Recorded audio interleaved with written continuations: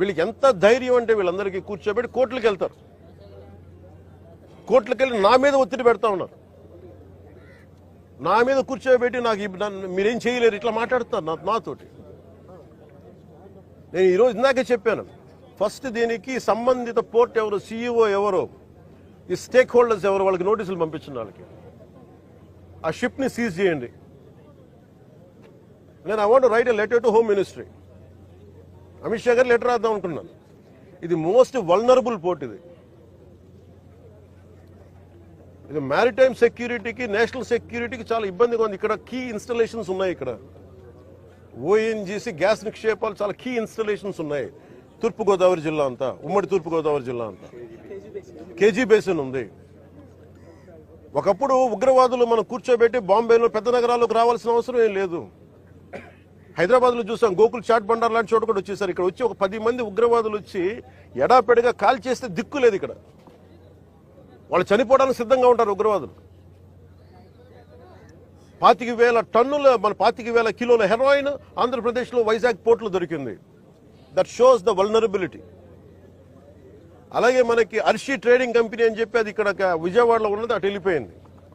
అలాగే నా దృష్టికి 2 పేర్లు వచ్చింది. ఒకటి అలీషా అనే పేరు చాలా పదే పదే వినిపిస్తూ ఉంది.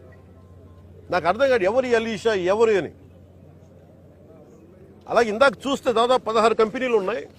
ఇందాక మనకి కొండబాబు గారు కూడా నేను ఒకటే చెప్తా ఉన్నాను, మనోహర్ గారికి కానీ సుధీర్ గారికి కానీ మేమందరం కూర్చోబెట్టి ఇందాక మనం బోట్లు వెళ్తాం మాట్లాడుకున్నట్టు, it is not about one individual.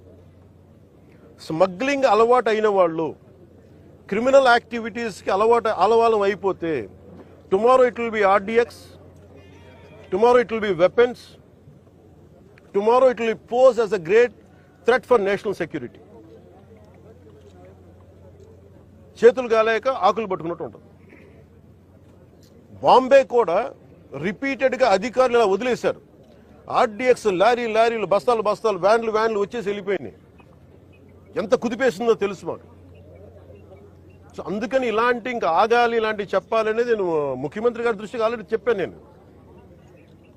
So మేము ఆ క్రమంలోనే ముఖ్యమంత్రి గారి ఆదేశాల మేరకు మేము కూర్చోబెట్టి క్యాబినెట్ మీటింగ్స్లో మేము కూర్చొని మాట్లాడుతున్నాం. దీని మీద చాలా కఠినమైన చర్యలు తీసుకోవాలి.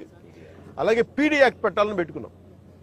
మొన్నదాకా ల్యాండ్ గ్రాబింగ్ యాక్ట్లో సివిల్ సప్లైస్తో కూడా రిపీటెడ్ అఫెండర్స్కి దీని పీడీ యాక్ట్ పెట్టాలని చెప్పి మనోహర్ గారు మా రోజు క్యాబినెట్ మీటింగ్లో పెడితే, ఇప్పుడు అది కూడా జరిగింది. గవర్నర్ గారి దగ్గరికి వెళ్ళాలి ఆ బిల్లు. తర్వాత మన ప్రెసిడెంట్ గారి అంగీకారం తెలియజేయాలి దానికి. ఈ లోపు అన్ని వచ్చిన తర్వాత చేద్దాం అనుకునే లోపు ఇప్పుడు చూస్తే ఇంత మొత్తంలో పట్టుబడ్డప్పుడు మాకు ఖచ్చితంగా దీన్ని ప్రజల దృష్టికి తీసుకెళ్లాలి దీన్ని. ఎందుకంటే ఒకవైపు ఫీజు రీఎంబర్స్మెంట్లకి డబ్బులు లేవు, పథకాలకి చేయడానికి కింద మీద పడుతున్నాం, రోడ్లు గుంతలు పూడ్చడానికి డబ్బులు లేవు.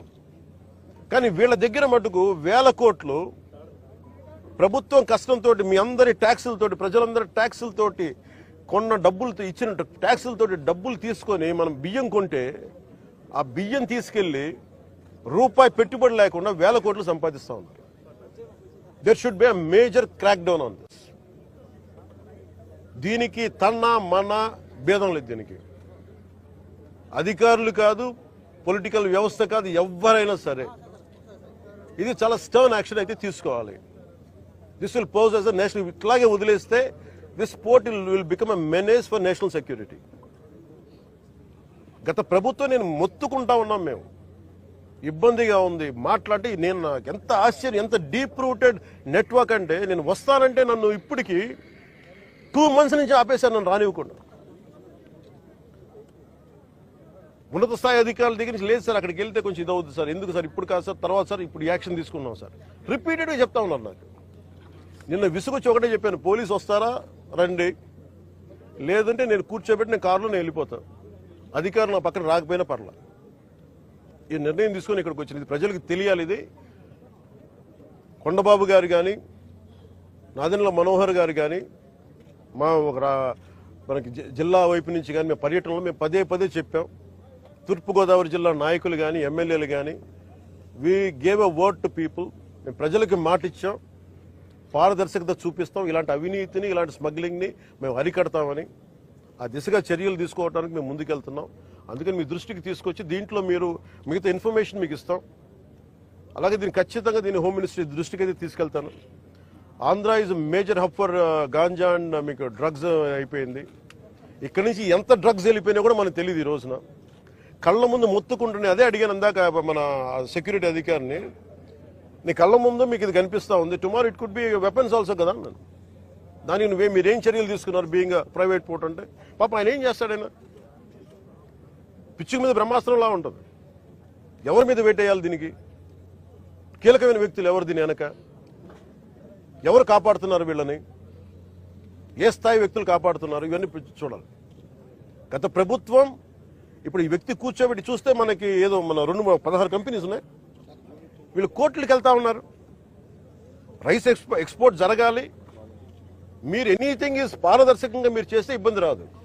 కానీ దీనిని అడ్డగోలుగా పెట్టుకొని ఈ ప్రభుత్వం ఏమి చేయదంటే మటుకు చాలా బలమైన చర్యలు తీసుకుంటాం. సార్ పవన్ గారు